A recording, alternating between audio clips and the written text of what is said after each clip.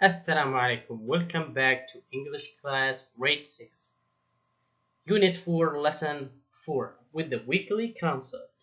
How do people uncover what they have in common? Let's start with the opening video. Shared experiences. How do people uncover what they have in common? It doesn't take much to find out what we have in common with people. For example, seeing how other families handle life's daily challenges can tell us a lot about them. Checking out the way sports are played in other cultures can expand your understanding of people from distant parts of the world. Spending time with people who are older or younger than you gives you an important perspective on your own life and interests. And making friends in places far from home is often just the first step in finding out who you really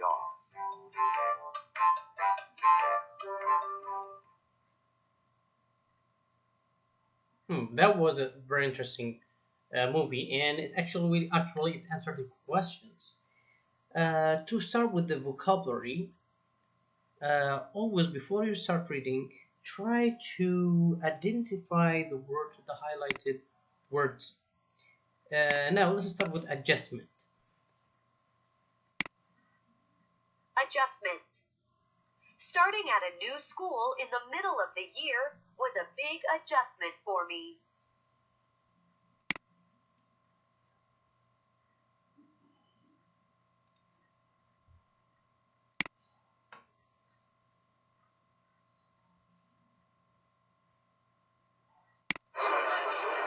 Chattering. When people are chattering, they are having a conversation that is hard to understand.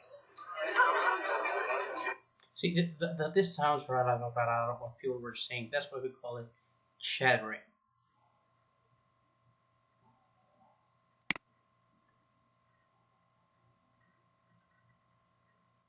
Ember. An ember is a piece of wood or coal that doesn't have a flame but is burning. So this is what is burning. This is the ember. This is the ember.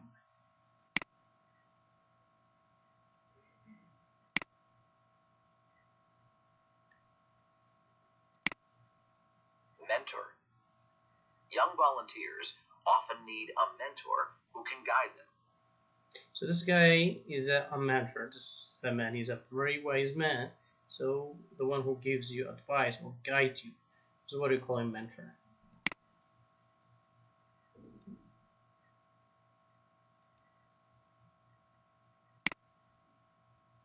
Nomadic. The nomadic people of Mongolia still move their camps several times a year. So most of the Arab, they were nomadic people. They travel from one place to another for water and to live. So most of the Arabs in the past were like nomadic people, which sounds very interesting to me. Rapport. To have rapport with someone means to have a friendly relationship or understanding of each other. Okay, see this couch?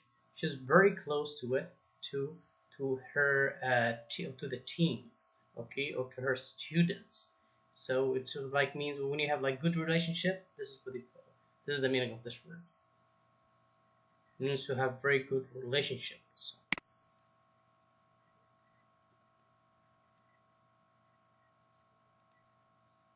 reunites. Something that reunites people brings them together again.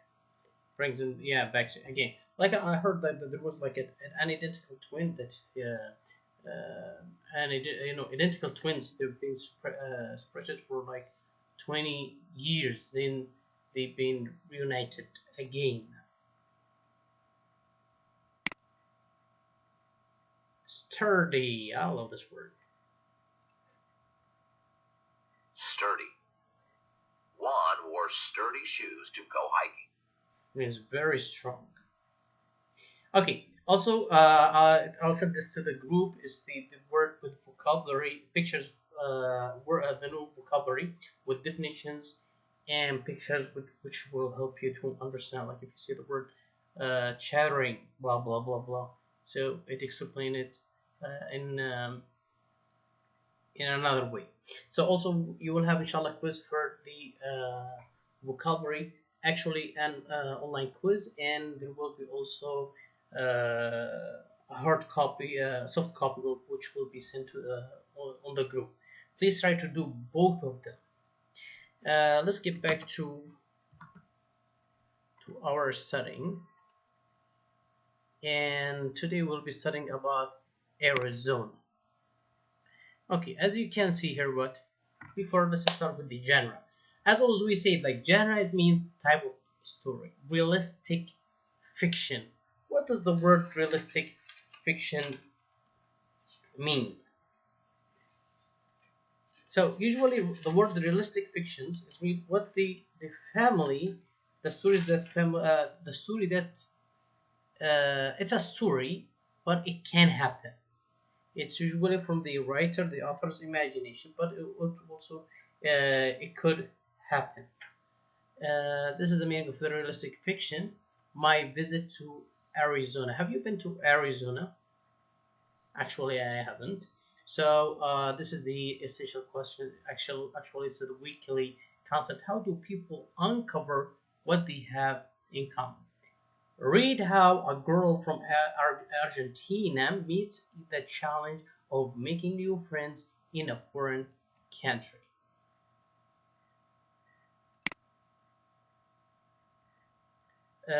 Please read this at home. I'll send you the audios for this reading on the group, inshallah.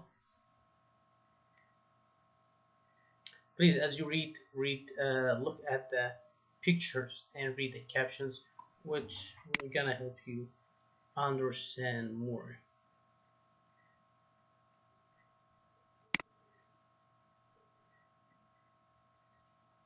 Okay, summarize. Well, not actually, we've been repeating the same thing. Comprehension strategy, as we said before, comprehension means understanding the strategy of understanding. Summarize, when you summarize the story using your own words. Okay, look at the text evidence and see how she summarized the story that she read in using her own words.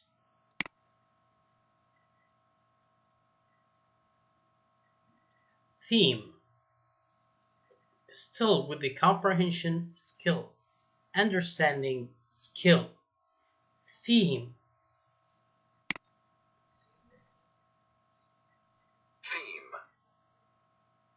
When you read fiction, use details in the text to help you identify how a character feels. Understanding what causes a character to feel a certain way can help you determine the theme or central message that the author wants to convey. Find text evidence. When I reread My Visit to Arizona, I can look for details that tell me how Sylvina feels during different events in the plot. Then I can think about how the details fit together and express a central message. Okay, before we continue with this, we said the theme, actually, in short, theme is the message that the author is trying to convey. Okay, is trying to convey what we understand. What is the author? What is the message that the author wants to convey?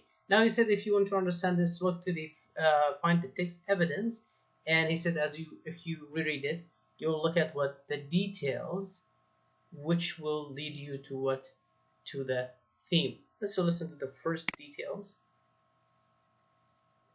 Detail. It is a shock to Sylvina that people think she can ride a horse and that they talk so fast.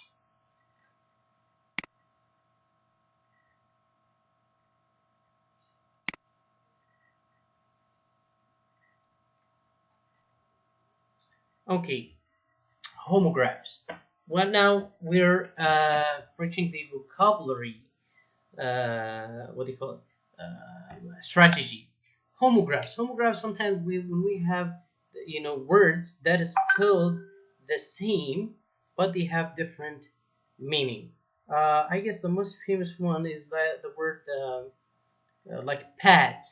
When we say pad, path for the golf, and like for example, novel. We said, well, I read a lot of novels, and novel, like the idea. What a novel idea! Right? I'm sure I'm right. I'm correct. Take a right turn at the intersection. Also, the word letter. Letter, it means the message, and letter like A, B, C. These are letters. And also ring. Okay, the phone is ringing as a verb, and ring. I bought my fiancée a very beautiful ring. Thank you, Steve. Now to the writing.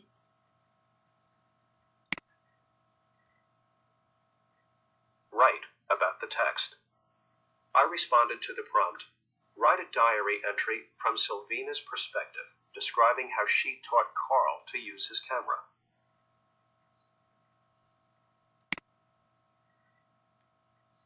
Today, I taught Carl how to use his new digital camera. It wasn't hard. His camera has more features than mine, but I figured it out pretty quickly. I showed him how to use the zoom feature and how to turn the automatic flash on and off. Carl didn't even know that his camera could take panoramic photos or shoot video. I liked showing him how it worked. It made me feel smart. Believe it or not, it actually made me feel a little more confident about writing Stormy.